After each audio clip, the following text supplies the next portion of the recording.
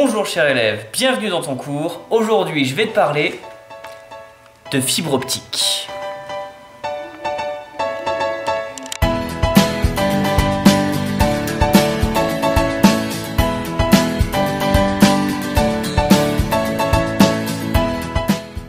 Nous sommes toujours dans la partie 2, la santé, dans le chapitre 2, le diagnostic médical. Pour parler des ondes au service de la santé, nous avons déjà vu quelles étaient les caractéristiques des ondes et leur application à l'échographie. Et aujourd'hui, on va détailler un petit peu plus comment on l'utilise dans les radiographies ou encore dans les fibroscopies. Commençons de suite par les radiographies. Dans ce cas, l'onde utilisée sera une onde électromagnétique, donc ayant pour support le photon. Parmi toute l'étendue du spectre des ondes électromagnétiques, on choisira pour les radiographies des rayons X.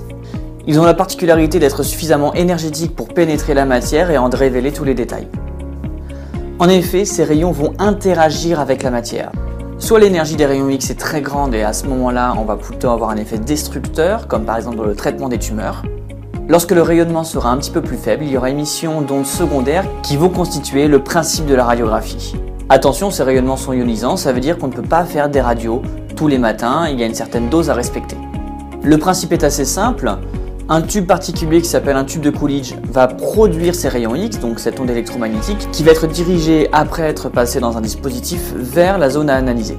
Ces rayons vont traverser la matière et en fonction de leur interaction avec cette matière, ils vont être plus ou moins atténués. On va détecter le signal à l'arrière de la zone étudiée et ainsi voir les différentes zones de densité qui ont été traversées. A l'inverse de l'échographie, on ne regarde pas les ondes réfléchies, on voit bien uniquement les ondes qui ont traversé la matière, c'est-à-dire qu'elles ne font qu'un aller simple cette fois-ci.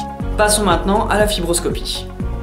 Le principe de la fibroscopie est de pouvoir aller voir l'intérieur d'un corps, soit à travers les orifices naturels, soit en pratiquant des petites incisions. Le problème, c'est qu'il n'y a pas de lumière à l'intérieur du corps, il fait tout noir. Il faut donc dans un premier temps éclairer l'intérieur du corps avec une première fibre optique. Cependant, cette fibre qui amène la lumière ne peut pas voir l'image. Il faut donc une deuxième fibre optique avec une petite caméra au bout qui, elle, va capter l'image et la ramener en dehors du corps. C'est ce que l'on voit sur ce schéma. Le fibroscope est au moins constitué au minimum de 2 fibres optiques. Une pour allumer la lumière et une autre pour pouvoir ramener l'image. On peut avoir dans le fibroscope des outils additionnels comme des pinces ou alors de la lumière supplémentaire ou encore de l'aspiration. Tout dépend de l'utilisation que l'on va en faire. On peut se poser la question, mais comment une simple fibre peut conduire la lumière à l'intérieur du corps?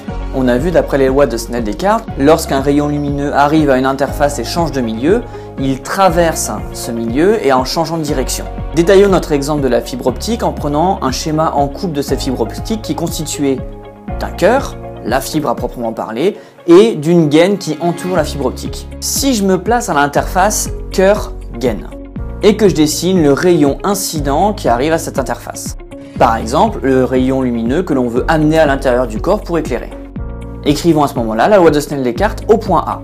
Cela va nous donner que l'indice de la fibre multiplié par le sinus de l'angle incident est égal à l'indice de la gaine multiplié par le sinus de l'angle réfracté. En retournant cette expression, on peut facilement exprimer le sinus de l'angle réfracté comme étant la formule suivante. Si on analyse cette formule, on voit que le sinus de l'angle réfracté, c'est le sinus de l'angle incident multiplié par le rapport indice fibre divisé par indice gaine. Mathématiquement, un sinus doit être compris entre -1 et +1.